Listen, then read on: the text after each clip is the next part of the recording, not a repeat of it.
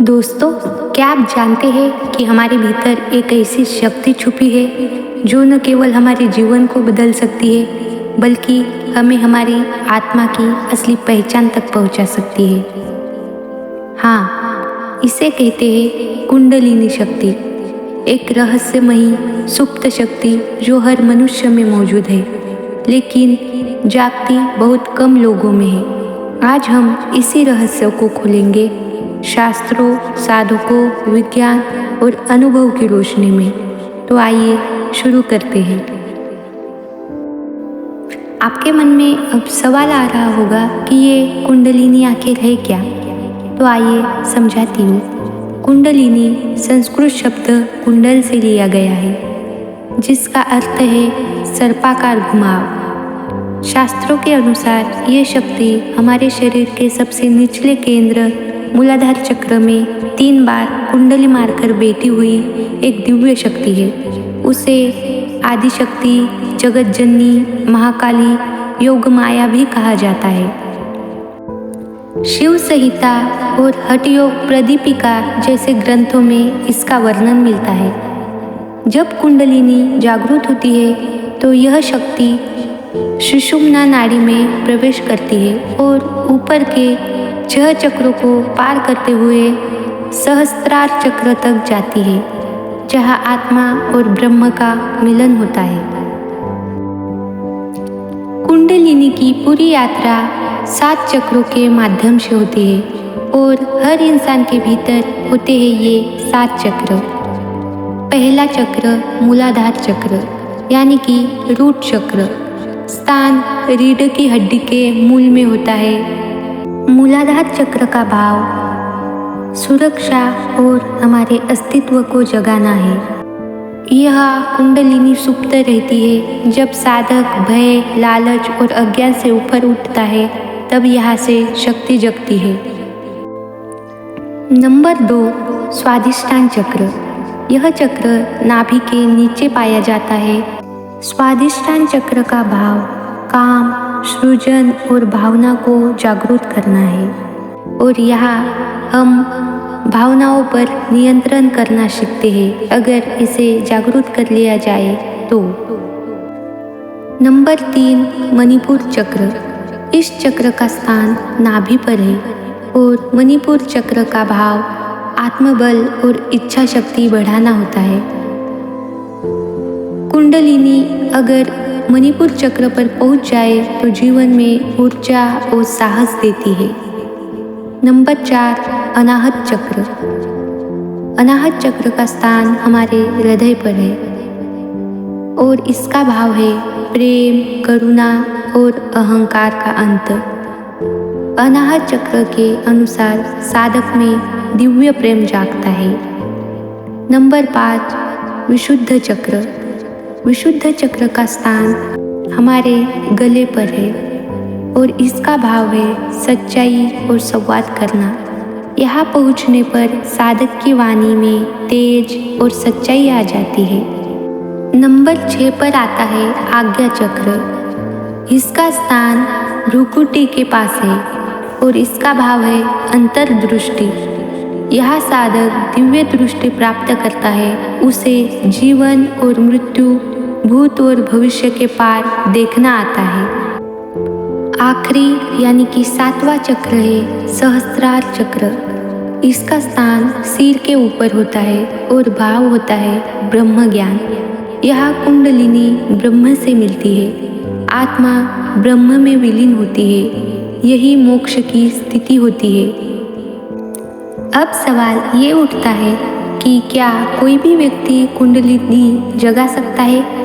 अगर हाँ तो कैसे? तो उत्तर है हाँ, परंतु सही मार्ग से। इसकी कुछ विधियाँ हैं, तो आइए विधियों के बारे में चर्चा करते हैं। नंबर 1, ध्यान यानी कि मेडिटेशन। ध्यान शुद्धि की पहली सीढ़ी है।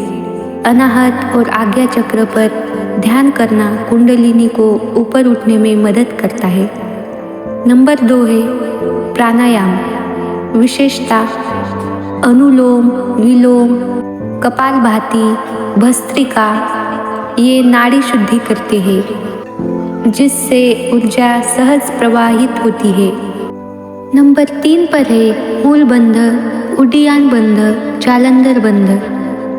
ये 3 बंध शरीर में ऊर्जा को रोकने और ऊपर उठाने के लिए आवश्यक है। नंबर 4 जाप और मंत्र साधना।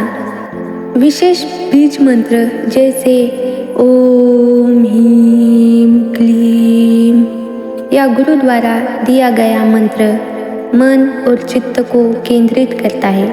नंबर 5 गुरु कृपा। कुछ साधकों में कुंडलिनी जागरण केवल गुरु की दृष्टि या स्पर्श मात्र से ही हो जाता है। इसे शक्तिपात कहते हैं। दोस्तों, लेकिन आपको कुंडलिनी से जुड़ी कुछ सावधानियों पर भी ध्यान देना अत्यंत आवश्यक है। कुंडलिनी कोई खेल नहीं है। अगर बिना शुद्धि, बिना मार्गदर्शन या अति उत्साह में इसे जबरदस्ती जगाने की कोशिश की जाए तो ये विनाशकारी सिद्ध हो सकती है। इसके कुछ संभावित गलत प्रभाव हो सकते हैं, जैसे कि मानसिक भ्रम, नींद में असामान्यता, शरीर में असहनीय गर्मी या कंपन, भय या अजीब सपने और अहंकार में वृद्धि। इसीलिए कुछ बातों को ध्यान रखना जरूरी है, जैसे कि संयम, गुरु मार्गदर्शन, संतुलित जीवन या कोई जल्दी नहीं है। कुंडलिनी अहंकार नहीं, समर्पण से जागती है। ये ध्यान में रखना अत्यंत आवश्यक है। भारत के हजारों वर्ष के योग परंपरा में कई महापुरुषों ने कुंडलिनी जागरण का अनुभव किया गया है।